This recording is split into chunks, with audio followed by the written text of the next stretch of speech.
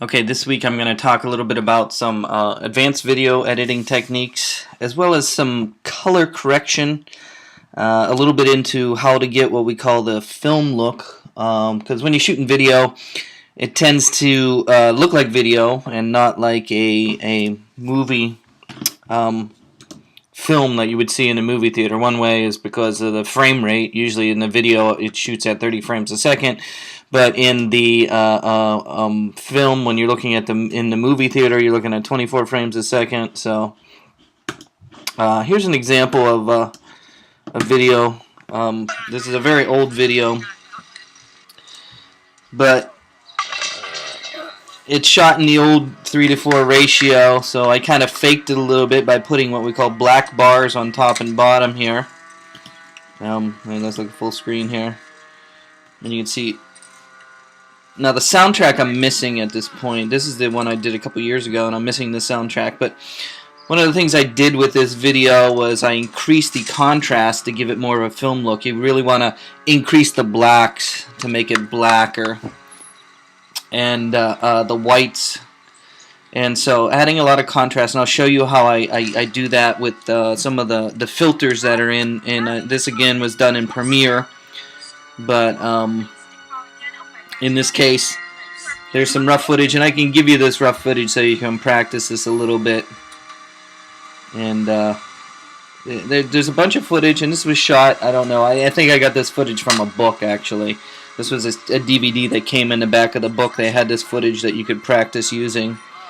And it was kind of interesting footage. I added the music here, so the music is not didn't come really with this. But it was a good idea to practice editing a story, and that's sort of what I've been looking for you here to do, is maybe to practice editing and putting together a story. I'll put a link to this footage, so if you want to try it. And then the very last thing I did at the very end of the movie here is make a frame of the very last scene and then fade it out in the end. So I'm going to kind of cover some of those things right now. Again, I'm using Premiere, but you can use any editing program. The footage, again, is in the old 4:3 ratio. If you just look at it, you'll see it's in more of the old television. And the other problem you'll see with the video, and you might not used to this before because we were all pretty shooting with more technical things today, but is the interlacing. If you look really close at the video, you'll see lines in the video, and that's from the interlacing. Old cameras would shoot, instead of progressive, they would shoot odd and even lines, and so that's sort of where you get these lines coming from. And so I'll show you some techniques to get rid of the interlacing also. So let's just look at it briefly here in Premiere for a moment. So when I look in Premiere, again, I have already imported the footage and I already started editing, and I'll start from the scratch just so you can see. You'll notice I have already put some of the footage in the timeline. The name of the files is very generic. They actually came from the DVD, so I didn't change the name of the footage. And so you're going to kind of think about, how do I put the footage in? Again, this was shot with several different shots put together into a timeline, so you can see each shot is a different story, basically, or a different scene here, and you have to edit them together into in the timeline to make up your story. And then the other thing I did for this is to give it the more film kind of look. Since it's in the old 4:3 ratio, I have made a black bars, what I call black bars. Basically, this is I made it in the title window inside of Premiere, where I made one black bar at the top and a black bar at the bottom, and I just put it over top of the video footage. So you can see here, this is no black bars, and if I turn on the black bars, you'll see a black bar. So, if you have older footage, you need to try and fake it to get it to look like it's in widescreen format. I know all our video cameras today can pretty much shoot in widescreen, so you really don't have this problem. But at least, if you're faced with it, you understand there's some ways that you can use to kind of fake the widescreen look, just so you can do it. The other thing I do in this footage right now is there is a filter that's put on there, and probably the easiest way is to use what's called curves, a filter curves. So if I look at this footage that I have right now, I have put on what's called a Lumina curve. So in most of the video editing programs, even in iMovie, they have color effects, and in those color effects you can put in a color effect. This one that I'm using is called Lumina. Lumina is the brightness that is in the video footage. All video has two things, it has a brightness, which is the lumina, and then color, the chroma, which is the color. And so you can add a effect on to your video, and if I turn on the effect, you'll see what it looks like. So what it does is, and if you find a Lumina kind of adjustment filter in your video editing, usually what I do is this is normally a straight line in the Lumina curve, and right now what I do is I increase the blacks by making the curve this way, which would increase the blacks as well as increase the whites. So you kind of do what's called an S-curve in a in a curve kind of filter. In this case, I'm using a Lumina curve. So in the curve kind of filter, if you find one that says curve, usually an S kind of curve will convert your video to more of a contrast, which would give you more of a film look. And then the other things you can do is, if you want, and right now the interlacing is actually in the video right now, and you can see as there's motion, you can see a lot of the lines in there. Now I haven't done that to this footage yet, but what you could do, at least in a program like Premiere, I'm not sure about iMovie, is underneath the clip there's one that's for video options that's called field options right here. At least in Premiere it's called clip, video options, field options, and you can say where is it? Interlace consecutive frames. Always deinterlace. And if you turn on the always deinterlace or flicker removal, sometimes if you have a still image that's having problems, I kind of use the flicker removal. But in this case, if you want to get rid of the interlacing lines, you can click on this under field options, and that tends to, well, it didn't really fix it right there. Maybe when it's exported out. But that's sort of the clip I've used before, is under video options, field options, always deinterlace. That would usually gets rid of that. I don't know if it's going to show up in the end like that or not. So those are some of the things that you can do. Let me just start and how I would edit this and show some basic editing techniques that I would use for this. So geez, I don't know which one I'm doing, since I'm doing the old video format. If I make a new sequence inside of Premiere here, this is a new sequence window where you tell the program what footage I'm using. I would use the old DV-NTSC standard here, DV-NTSC, and I would probably use the standard 48 kilohertz. Now you want to use 48 kilohertz when you're shooting video, because most video cameras will shoot at the 48 kilohertz. So that's sort of why I'm going to use the standard 48 kilohertz. Again, this is old video standard, which is 720 by 480 and non-square pixels. And I know I haven't really talked about old video standard because we've been using high definition so much, but in this case, this is really the old video standard. If you have an old video camera that shoots at widescreen, I tend to use the same DV-NTSC widescreen 48 kilohertz. So if I hit OK right now, it'll give me a new sequence here. In most of the video programs that you use, you have some kind of bar that's over here that allows you to see footage that you're working on, and you can view the footage in different ways down here. You can view in a thumbnail view, and this is all the way in the lower left corner inside of Premiere, and I can make this window a little bigger here so we can see it if I can here. Let's see if I can, oh, there we go. I can make this bigger, and let me make this a little bigger here. So in the project window inside of Premiere, you'll notice there is an option in the lower left corner where you can actually see your footage. So in looking at your footage, and I've already imported this by using the file import, so it's already into my my program here.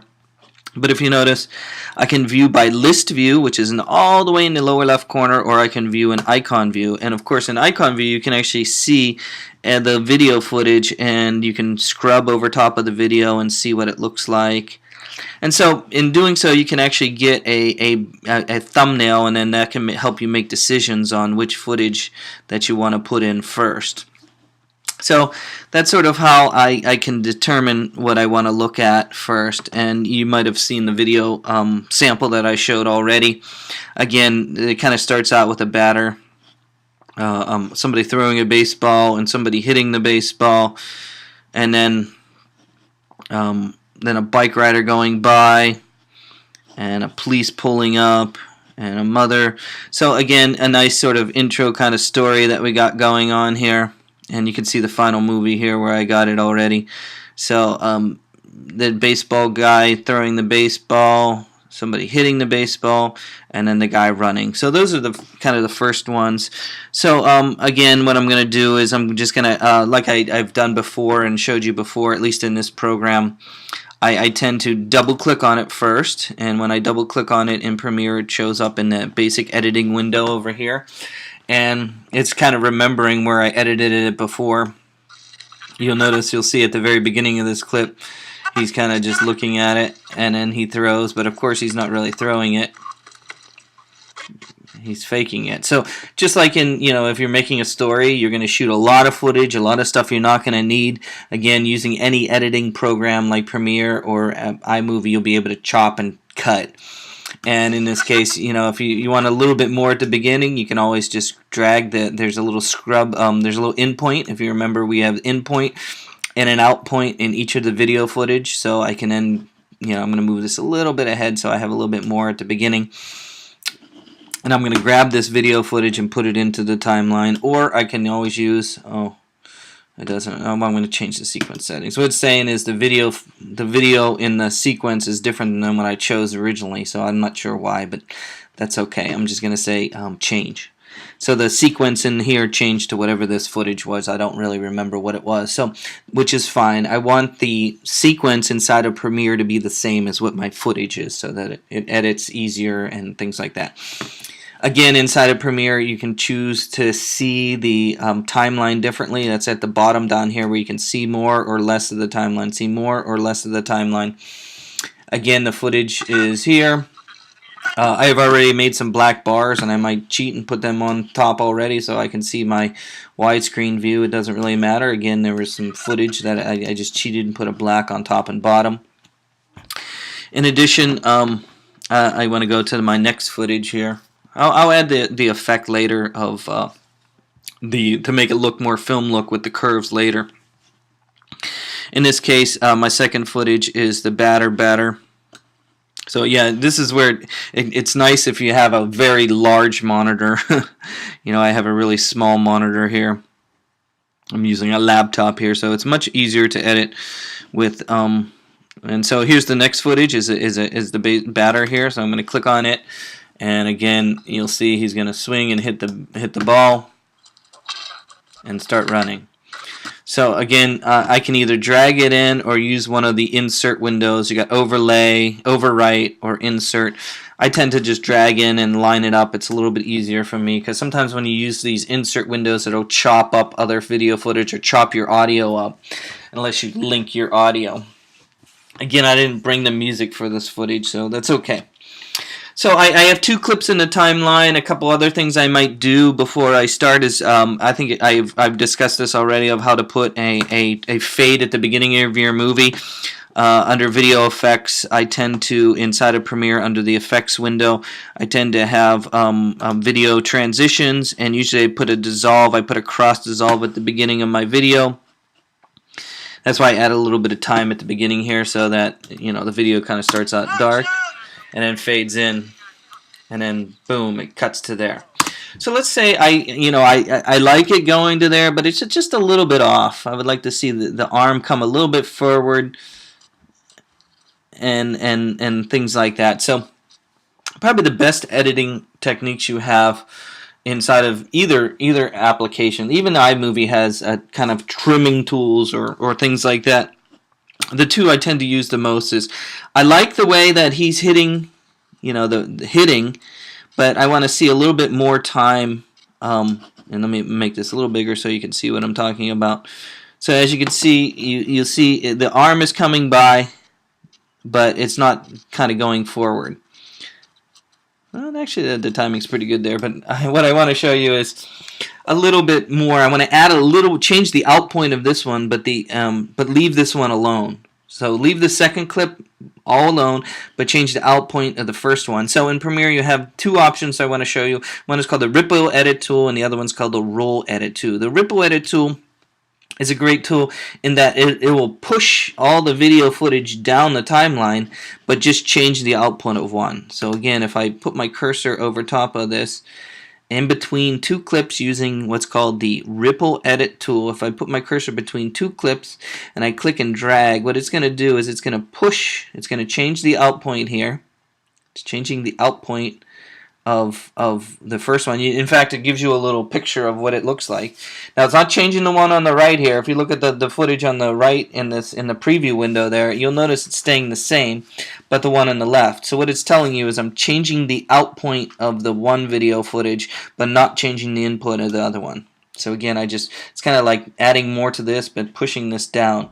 So you'll see it. You got a little bit more there. In the other editing that I use a lot is, of course, this one right here called the Roll Edit tool. The Roll Edit tool is a great tool in that what it'll do is it'll change the in point of one and the out point of the other at the same time. So if you want to do some fine tuning, you put the Roll Edit between, again it's called the Roll Edit tool right here.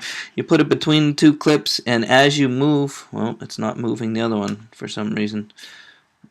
No. There we go. You got to click, kind of have them both selected. That was it. I didn't have them both selected. So again, as I drag, you'll notice it changes not only the in point of one, but the out point of the other one. So as I'm dragging, you can see. And so you can do some very good fine tuning with those two tools. Some other tools I tend to use in Premiere to do some more fine tuning is I can then go and there's a slip tool. Okay, the slip tool inside of Premiere is a great tool in that what it'll do is it'll change the in and out point of a clip. So if I put my preview in between here, if I put my clip in there, what it's going to do is it's going to change. Well, actually, in order to show these next two tools, I need 3 clips. So let me get one more clip. And so the next clip is the kids running. Hold on. I need 3 clips to be able to show the next footage here. Where is he running? He is. Oh, I thought there was the police officer coming in, maybe.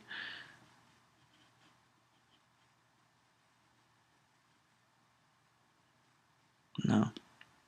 Let me see. I got to remember my story here. So he hits the ball. And then he begins to run. Okay, so maybe it is the same clip here. After he hits the ball. No. Yeah, there's another piece where he's kind of running. So I'm going to choose another piece of where he's running here. After. I have him running here. Okay, no, I need the third clip. After he's running. So he's running the bases. Oh, and then there's the red car, and then the dude riding his bike. So there's a red car. This one right here. So again, there's some footage here of the kids playing and running around, and then the bike rider. So I'm going to kind of drag that to the end. So the next editing tools I want to show are kind of, you need 3 clips. 3 clips. So I have 3 clips now. So it goes and he's running, and then you see the car going by. So in this case, the one tool I want to show is this one called the slip tool. How the slip tool works is it's a great way to do some fine tuning where you want to edit the in point and out point of one clip. So if I take the slip tool and put it, let's say the one in the middle here, if I click with the mouse and start dragging, you'll notice you'll see some clips. What it's doing is in the preview window. Let me make this preview window a little bit bigger so you can see it. What you can see is what it's doing is changing the in and out point of the clip that my cursor is dragging over right now. So it's like you're not changing anything in the timeline, but the clip itself. You're changing where it starts and where it ends in the timeline. Great tool to use if you want to fine-tune one clip but not move things in the timeline. So again, you'll see he's running, and then okay. The other one is the last one I'm going to show in this series here is called the slide tool, I believe it's called. This was slip. Slide, yeah, slide tool. The slide tool is kind of opposite the slip tool in that it'll change the in and out point of the clips outside the clip you have it on. So if I click here, it's actually not going to move, but it's moving clips in the timeline. What it's doing is it's changing the out point of the ones around it and the in point on the, so it's changing the out point of the one to the left and changing the in point of the one on the right. And so it's a great way to fine-tune. It's not moving things in the timeline, so you're leaving the length of the video the same. It's just like you're editing the clips inside it. So those are the great tools that are in the Premiere program to fine-tune. And so there's a lot of very similar tools inside of iMovie and things like that. You just need to look for them. They're usually trim tools and things like that. So why don't you look for them? Again, I put black bars on top and bottom if you got an old video clip and things like that. I'm going to pause this movie now and we'll come back and I'll do another movie where I talk about doing the color corrections and things like that.